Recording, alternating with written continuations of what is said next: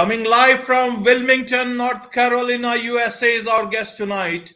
Welcome to this very special edition of the KJ Masterclass Live, the show which ensures that you profit from your time spent here with experts, either through their industry insights, information, or simply learning from them.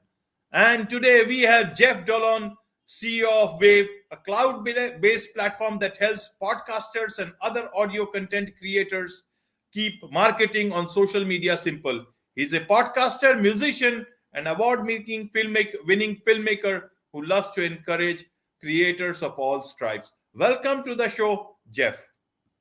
Thank you. Thank you for having me, AJ. It's great to be on. Thank you. Thank you for coming on to the show, Jeff. And we'll be talking about podcasting trends and strategies, the future of content creation with you, because there is a lot of happening and happening very, very fast. So firstly, Yes. just for the audience to understand, Jeff, better straightway from you is, what does Wavve do?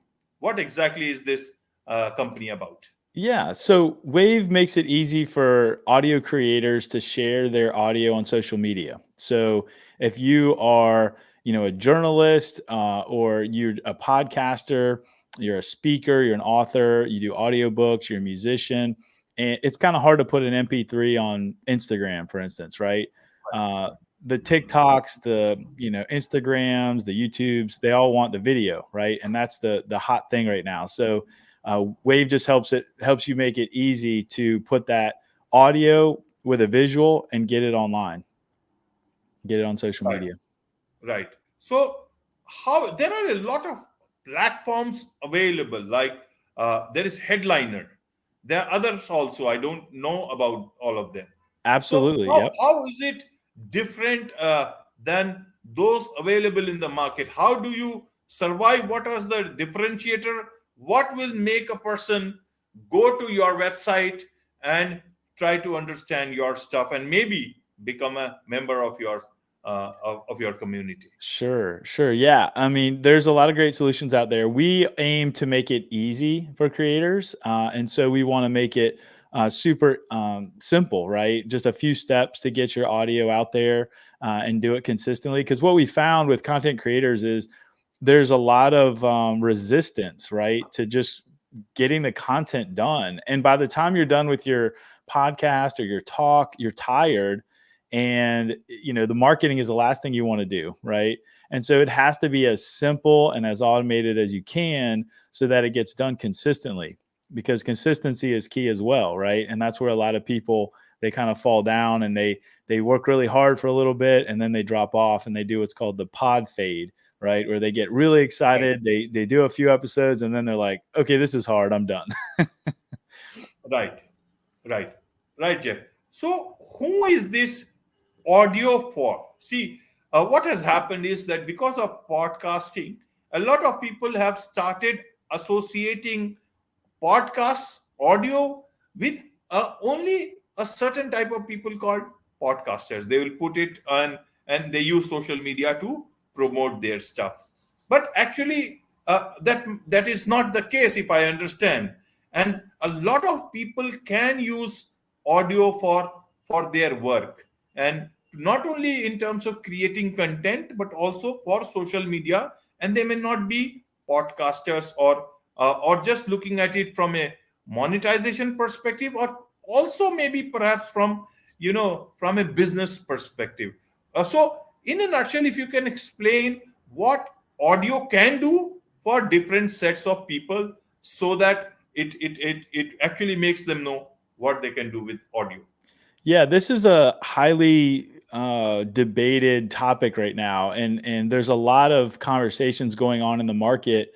I was at Podcast Movement a month or so ago in Dallas, Texas, where a lot of the major podcasters of the world were congregating, and we were all having this discussion. I talked to the head of YouTube podcasting, and we were all really just interested because the question was, are we YouTubers now, or are we podcasters? Are we content creators? Like, what are we now? Because if you have, a conversation like this where we're both on video, but you're also putting the audio as a podcast, what is that, right? What do you call that?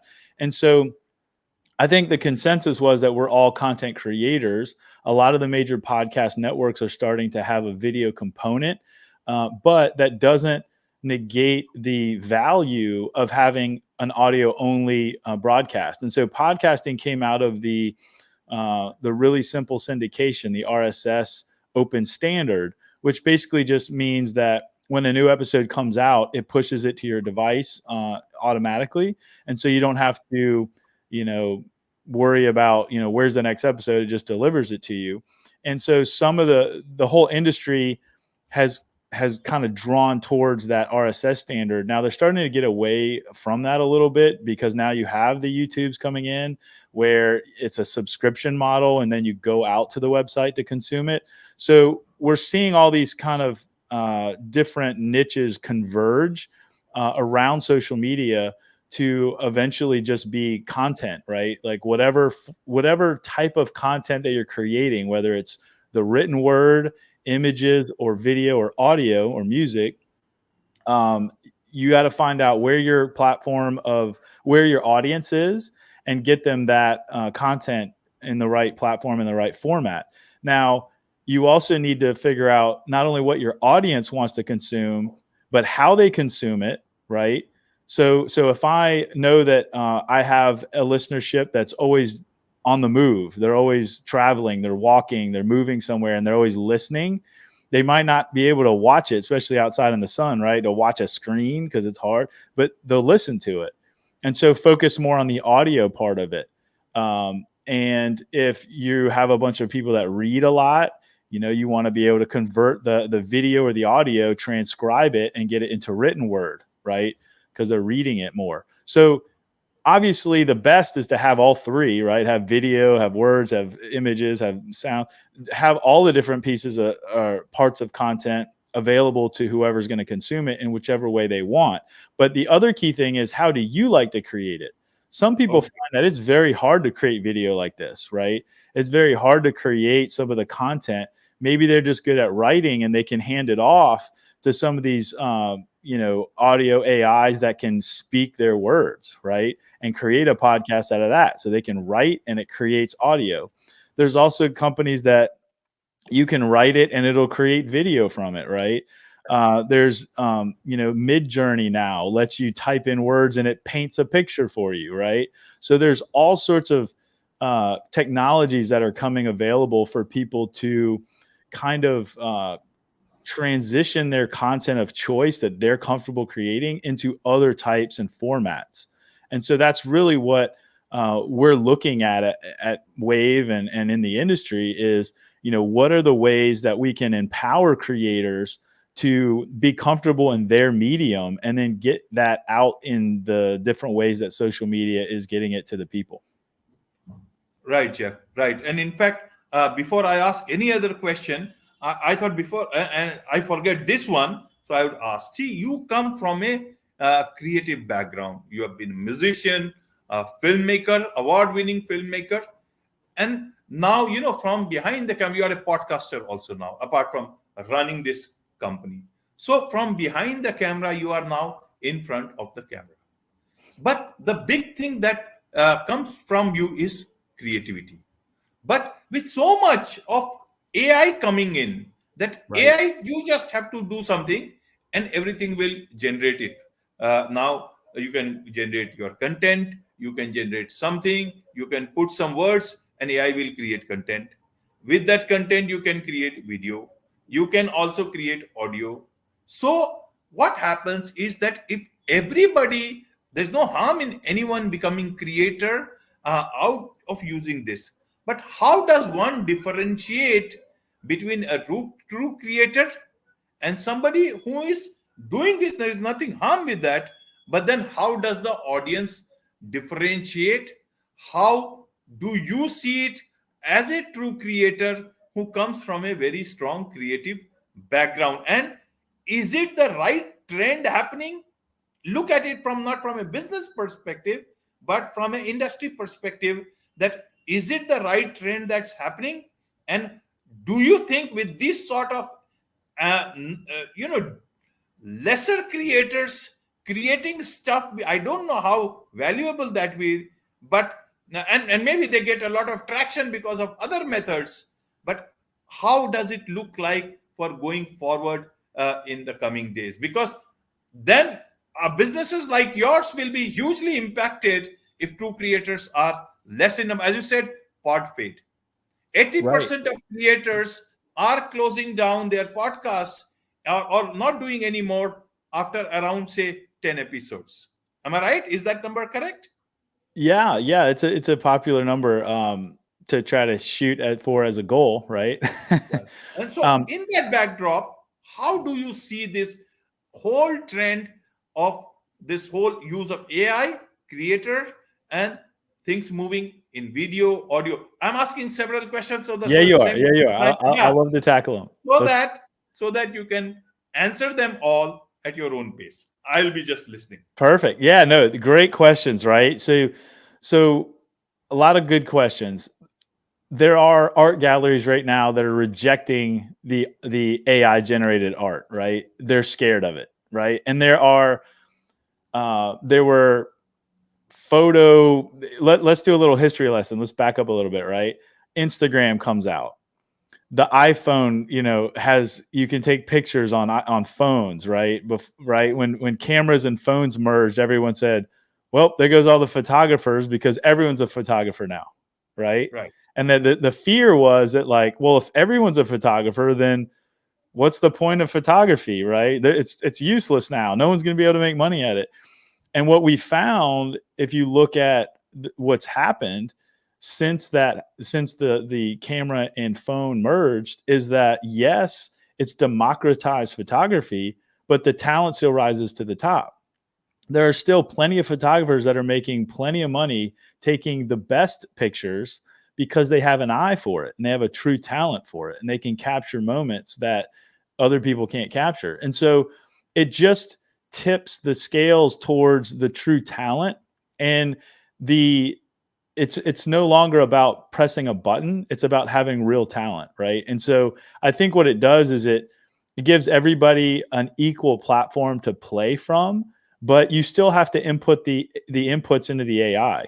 So in a world where, let's say, a business says, I want to just generate a bunch of content at scale, okay, great. So can all the other companies. So what are you going to do different, right? What is your angle going to be? What are your inputs to the machine or to the AI, or what are you going to do to stand out now that everybody has the same capability? Because as people, as consumers, we can tell if something is not made with heart, right? Like there's no heart in it. It's like, okay, it's kind of dead. Like, I don't care. I know if somebody just hit a button and made that. So, it loses its interest, it loses the humanity of it. And so I think what's going to happen is, even though AI can do a lot of the work, it's much like ancient architecture, right? Like the architect would design the building and get the workers to build it. Well, yeah, he's getting workers to build it, but he's the one that, or she's the one that's building it, right? It's not necessarily where just because you're not the one building the building, it's like, well, you didn't do it, right? AI is very similar. It's like, well, now you have assistants in doing a lot of the work to generate your ideas that are in your head, but you're still the creator. You still have to be the one that comes up with original ideas. But now the tools are democratized. So what we're seeing is a race towards the democratization of content creation, and using AI and using computers as the workers, as the bots, right, to create this stuff. But if I can do it and you can do it, now as a creator, you got to come up with how are you going to be different and how are you going to bring value to the market, right? So how are you as a creator going to say something different or meaningful that can help your audience? And so from a business standpoint, it's like, okay, what does your business do that brings value to the market? And how does the media you create help people on that journey, right? So you're telling a story with your customer as the hero of the story, and you're the kind of the guide. You're saying, hey, if you use my tool, I can help you achieve what you're trying to achieve. And so I see a lot of businesses leveraging podcasts that way, right? Where they're they're actually interviewing their ideal customers. I see, you know, authors writing books, right? Pointing to that. So I think businesses are starting to realize as the paid ad costs are going up and becoming cost prohibitive, they're almost forced into the content game where they're saying, okay, we're just going to have to create this content. And then on the other side, you have the social media algorithms that are actually learning how to give the right content to the right people at the right times. And so as those algorithms are getting really good, the businesses are realizing, wow, I just need to figure out what content I need to create, and the algorithms will give them to my audience. But what that requires is what the core of marketing has always been, which is a superior knowledge of the customer. So if you're a business and you have a superior knowledge of your customer or of your audience, you are going to create content that really resonates with them, and you're going to rise above everyone else, just like the photographers did when they got democratized by the phone cameras. So, Right, Jeff. Well answered, but we'll have to find some answers to other questions also, and I'll put it to them. Though and I'll tell you those are not easy ones to say to answer them, because those are deep understanding, and nobody has an answer except that But you can certainly give great perspective into how one can look at it. So, for a creator, for somebody who wants to start his creator journey, he or she knows that they have something to contribute, maybe as a side hustle, or maybe then they plan that later on I'll perhaps look at monetization, look at living life like a free person who will earn, and then I can live the way I want to. What would you advise to the person looking into his career? Because right now everything is at a crossroads. Social media is already facing challenges. You see Instagram, you already see Facebook. There are also job cuts, 15% almost on different platforms. There's this talk that Meta is going to cut 15% of its workforce.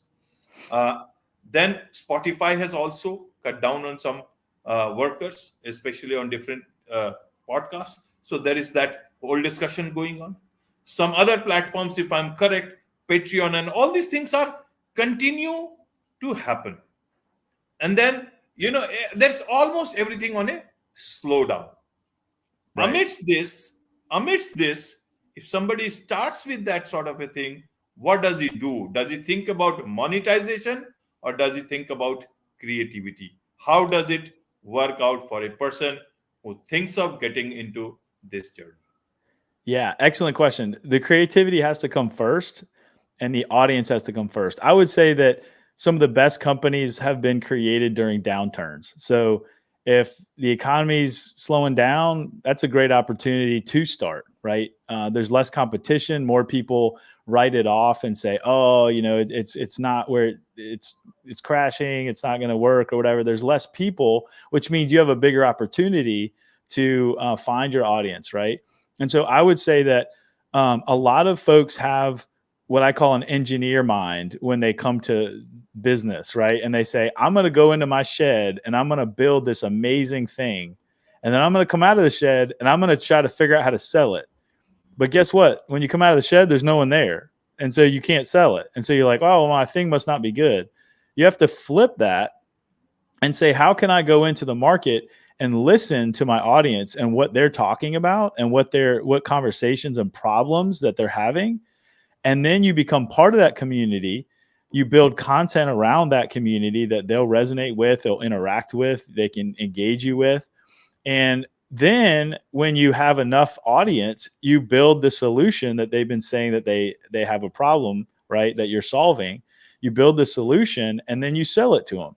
So you don't want to monetize until you have an audience for the thing you're building. Now, some would argue that you can do this simultaneously, right? You can start building the product as you're building the audience. And that's true if you're providing value. But, a lot of, especially on the physical product side, you're having to build something or put money into it. So the most lowest cost way to do it is to actually create an audience first on all the free social media sites that are out there that you can put content into. And then as you have that audience, that's why you see a lot of these content creators that go viral. They're going viral for things that are almost ridiculous. Like sometimes it's just silly. Like they have a certain song that they sing, like certain skits that they do, certain little funny things they do, and then they go super viral. That's creativity, right? So then they get the audience, and then all of a sudden you notice, okay, now they're coming out with brands and shirts and, you know, courses, and they're doing all the things that can monetize the audience, right? But it's very rare that you're going to have somebody that right out of the gate, they have something to sell. It's hard to attract an audience when they know right off the bat, like you're trying to sell something. So I would say focus on the creativity first, because what's going to happen is even if you come out with a product and you make some sales, you're immediately going to be stuck in the situation of how do I grow now? Like, how do I sell this more? And now it's like, okay, now you're back to audience building. And if you don't have one, well, now it's time to start building. So either way you skin it, you're going to have to eventually have your audience. So I would say start there. Okay. Okay. And this whole model is based on, at the moment, two things. One is you go viral, you have audience, and the market will come to you. All the brands will flock you, and then they will want to associate with you. Why would a brand associate with somebody even if you have got 1 million followers, which is not resonating with them? Brands also want to be associated with things that resonate with their thing. And a lot of people in this downturn, if you see, a lot of companies who are spending money are either banks, insurance companies, or sort of companies who are serious in their business, or lesser. I don't know how it's working, but this is what my understanding is. So if my content is about something else, why would a bank or an insurance company come to my show? Maximum they will say is that don't do this stuff, otherwise you need insurance like us. So I'm joking about it. What I mean to understand from here is, or there is another sort of a model, is that all these platforms, they say you create your community or audience and bring them to you to this platform. You earn money, and the money will go to your bank, but we will take a cut out of it, and a huge cut.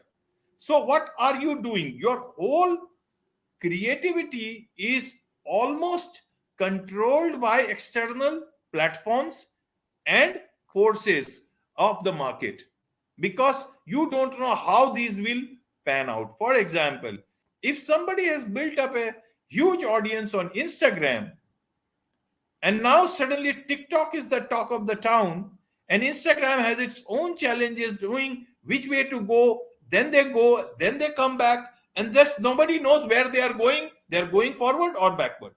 In this scenario, what do you do?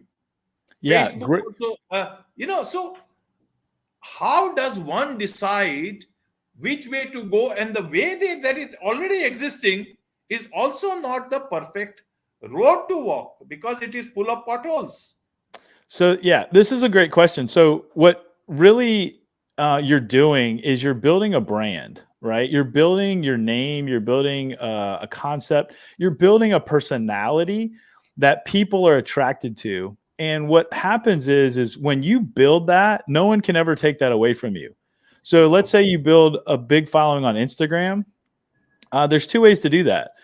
One is you can game the system and use all the tricks and tactics to build an audience where there's no engagement. Nobody really remembers who you are. You just kind of game the system and you get a bunch of followers and you're like, hey, look, I'm popular. Not really, because nobody knows who you are. And if you tweeted out or you posted something, you posted a reel or story, very minimal engagement. Nobody cares. If you get deplatformed or Instagram goes out of business, yeah, you're in big trouble. But that's not the way that I'm saying to do it. If you build it properly and you build a brand, those people don't care. Your audience that loves you doesn't care what platform you're on. So you have risen above the platform level, right? And that's why I'm trying to remember the name of the little short. It was like 5 seconds. It was an app that came that you could have a 5 second clip, and then it'd be over. I'm blanking right now on the name. You might know it, but it went Are out you of talking business. about Be Real or something? What was No, it? Be Real. That's also picking up a France-based app which you got around some time. You can click with both the cameras on, Oh, Be and then Real. Yeah, no, I'm not talking about like current apps. I'm talking about an app okay, that went away okay, totally, okay, right? okay, okay. But I think you can only shoot it like 5 or 6 seconds of video, and there were influencers that got super popular on it. And the point is like, if you get popular on that platform, when it went away, you could have immediately just said, "Hey guys, I'm on this other platform. Like, come over here and follow me." And most of your audience that loves you would move over, and now you'd be just as big on Instagram or TikTok, right? So if Instagram went away, you say, "Hey everybody, I'm going over to TikTok," or "Hey, I'm going over to YouTube," or "Hey, I'm going over to whatever platform." And your audience, if you build brand and personality correctly, they'll follow you no matter where you are. And that's why a lot of people, they really say, build an email list, get phone numbers, right? Have the text where they can text you. Any other piece of communication where you're in control of it. Like if I want to send an email, I can. If I want to send a text, I can. Whereas if I'm reliant on a social media platform and it goes away, I don't have a way to communicate to you proactively. I'm waiting on you to do something. So as you're building an audience, you want to collect the types of communications that, either it's a WhatsApp handle or a phone number or an email, something where I know I can contact you to tell you, "Hey guys, I'm over on this other platform," if you need to. Now, if you're really good as you grow as a creator, you can grow on multiple platforms. But typically, if you focus on one platform, that's the best strategy if you're starting off. So you can put all your energy and maximize that one platform. Then you build up a following and you tell them, "Hey, I'm also on this other platform," right? And so you can kind of build it that way. But if you do it right, your brand transcends your platform. And so you don't want to be just known as a YouTuber and then YouTube doesn't work anymore for you or deplatforms you or goes out of business and now you're stuck, right? You want it to be where they remember you and they're just like, "You know what? I want to listen to KJ on a podcast on Spotify and then, right? Or I want to listen on YouTube or I want to listen on LinkedIn now. I don't even care about all the other stuff." You're showing up where your audience wants to consume your content. And so that's when your brand is rising and that you're doing it right. If you're not doing it right, you leave one of those platforms and they stop listening, right? Because it's not that valuable to them. So you have to know your customer really well, know what they value, and then show up consistently to where you can build that brand. Right, right. And then the question for a creator is whether video or audio, because you see, YouTube, it's getting into podcasts, so that's audio, I guess. Spotify is getting into video now. Yep. So tomorrow you don't know if you do something audio, where they will place it, behind video or ahead of video. In the same way, YouTube, you don't know where your audio will be placed because they're originally a video platform. So how does it work, and how does a creator know, or a potential creator know which path to take and which path leads to nirvana, monetize the money nirvana? How does it work? Yeah, so I would say both if you can do it, right? So that's why a lot of podcasters are starting to film themselves, right? Or record it like we're doing.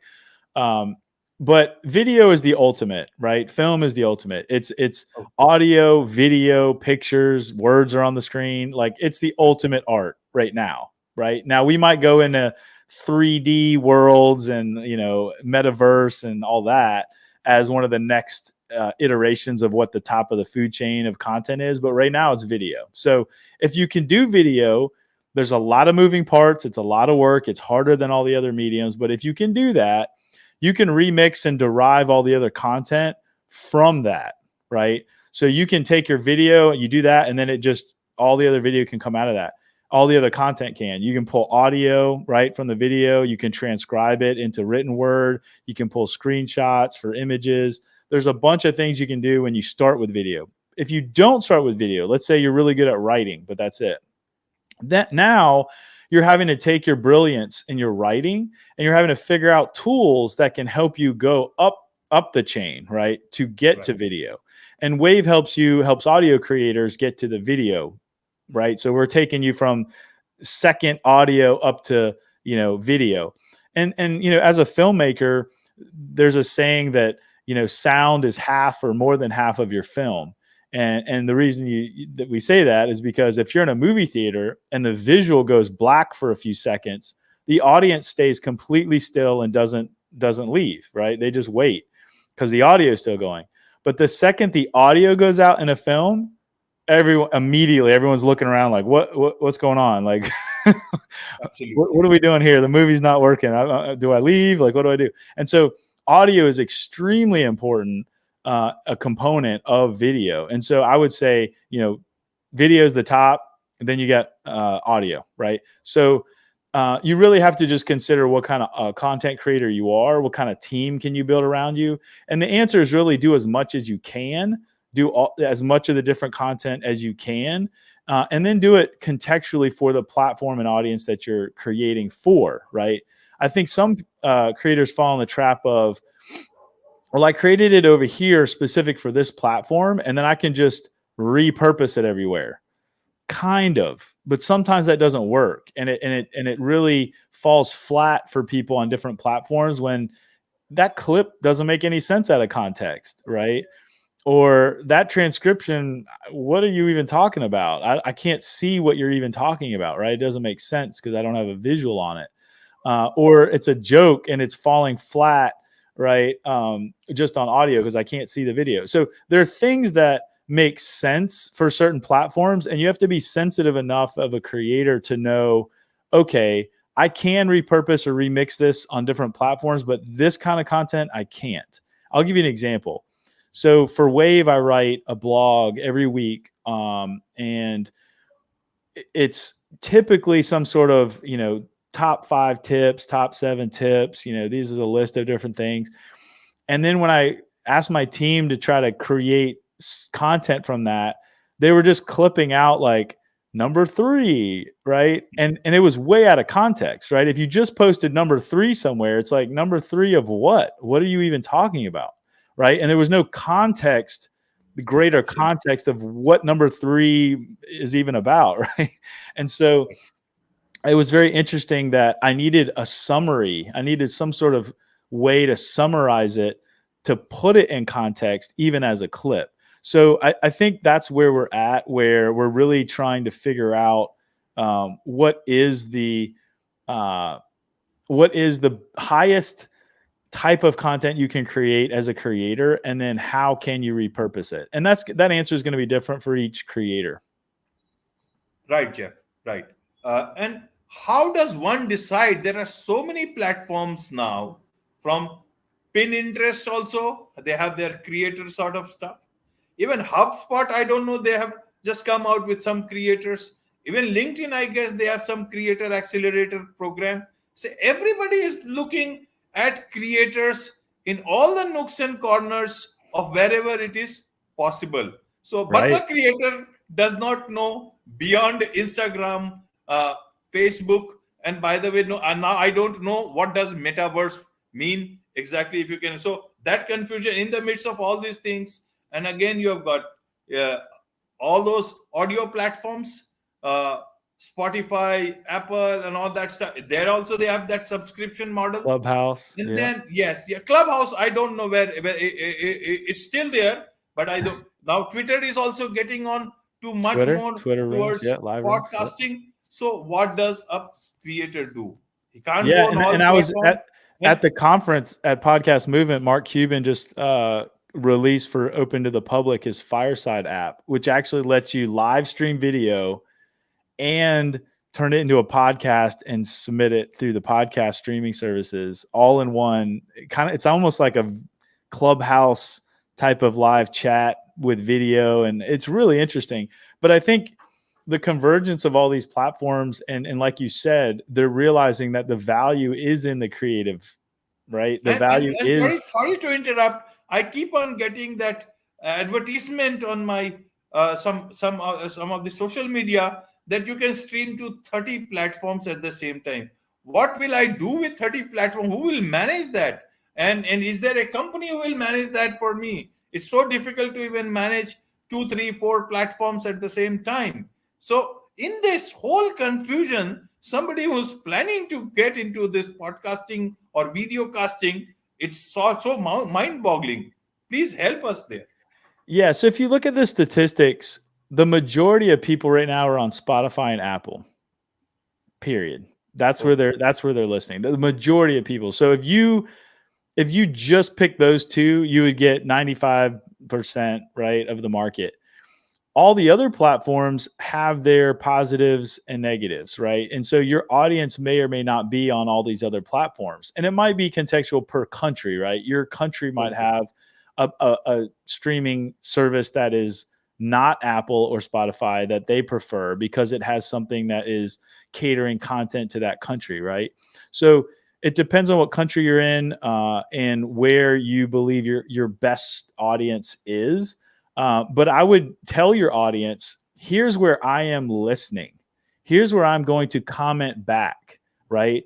So I know if I'm listening, let's say on, Stitcher or something for my podcast, and the person I'm listening to says, hey, I'm only going to respond to comments on Apple. Well, okay, I know if I want to interact with you, I got to go over and put a comment on Apple, right? Or Spot, right? Whatever other platform.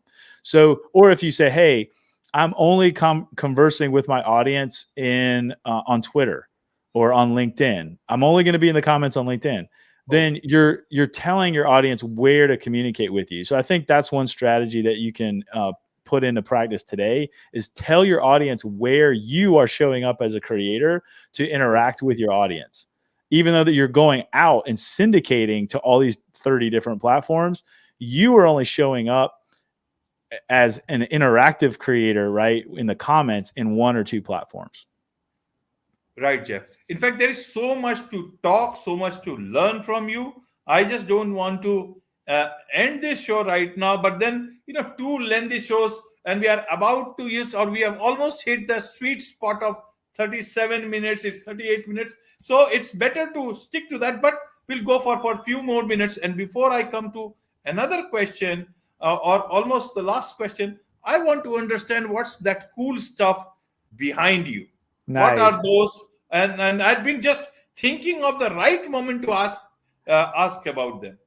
Yeah. So, as an audio creator, I live, I live at the beach on the East Coast, and so I'm gonna see if I can point. Right there is an old school fiberglass surfboard. It's a short board, and that's for bigger waves, which we get during hurricane season, which is what's happening right now. We just had a big hurricane come through, really good waves. This is a snowboard, Burton snowboard. I love snowboarding in the mountains when it's really good. This is a new kind of surfboard right here. It's a kind of a shorter foam board, which is really cool, hard foam. So I don't need to worry about the fiberglass breaking if I throw it on, the ground or whatever. You can't see this, but it's a bass guitar. I play bass. And then this right here is a trainer. So if you're landlocked and you don't have a way of surfing big waves, but you want to take a trip every now and then to go surf waves, get this. It's called the Surf and Shape. You can take it in your pool or a lake or a pond, and you can practice your paddling to get your strength up. And it has different levels of buckets that'll kind of hold the water, push the water, and catch the water to slow you down. And so it's really meant to train you for paddling into big waves. And so you really get you train different muscles when you're paddling in your back and your arms that make it easier to get into big waves. So those are all the boards. Right. Wonderful. Means you do so many stuff, being the CEO of a company, being a podcaster, musician, filmmaker, and now you do all this stuff in the what we have in the backdrop, that's a lot of cool stuff. And that means you can really manage your time well. And in summary, what would you tell for the creators? Just put it all together. How do they manage their podcast and their life also around that? In a nutshell, what are the few things that they can recall, if you can put that together? Yeah, excellent. I think that what's helped me is to really take care of yourself and your health first. It's not easy to manage your time if you are just all over the place physically, right? So make sure you get your sleep, make sure you eat Okay. well, make sure you rest, give your time to process. Like some people like myself as a creator, you need a lot of time to just rest. So build in that rest time, build in that time to reflect in your mind, and get away from the social media. I know it's fun, but it's addicting as well. And so you don't want to compare yourself all the time to everyone else. Everyone else, that's their story. That's not your story. So just silence all of that, get your center, know who you are, take care of yourself. And then out of that place of value, you can pour out into other people's lives. So then you can start thinking about being a content creator because you have value that you can overflow. But it's really hard to do that if you don't have any center or value on yourself. So that's what I would share. Right, right. Well said. Well said. That it is their life, but that is not you. You got to bring yourself to the center of the way you want to, the way you think about yourself. So now, how do people connect with you, Jeff? Because you are so many things, and people would want to connect with you for different things, and obviously also about business. So, what's the best way for them to connect? Yeah, excellent. So I'm Jeff Dolan, just as you see here on the screen, Jeff Dolan on all the social media platforms. I mean, there might be one or two that I'm not on, but just search me. You'll see my face. I'm on all of them. And then Wavve is just WAVVE.co. And you can go sign up for a free account there. Check it out. Let us know what you think. We try to make it really simple with a free account. And then I'll give you, KJ, a promo code if anybody wants to upgrade for a paid plan. I'll give you a discount code you can put in the description for anybody that wants that as well. But yeah, I look forward to it. By the way, I was going to ask you, I've been to India. My brother just flew back from India like 2 days ago. Where in India are you?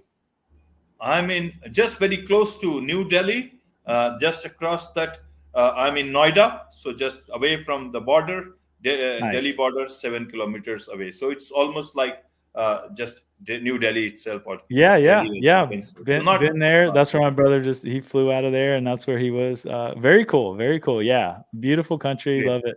Great. So the next day you fly into India, we can certainly try and discuss a lot more about podcasting Love and it. a lot of other things. Love Okay? it. Thank you so much for your time today. Thank you so much, Jeff. It's a pleasure to talk to you, and I'll be in touch with you, and there'll be continuous learning from you on so many things, because the world is changing fast, very fast, and especially the world of content creation is changing at a very fast pace. Absolutely. Yep. Thank you. With this, it's a wrap on this very special edition of the KJ Masterclass Live. Thank you so much once again, Jeff. Thank you. Take care, everybody.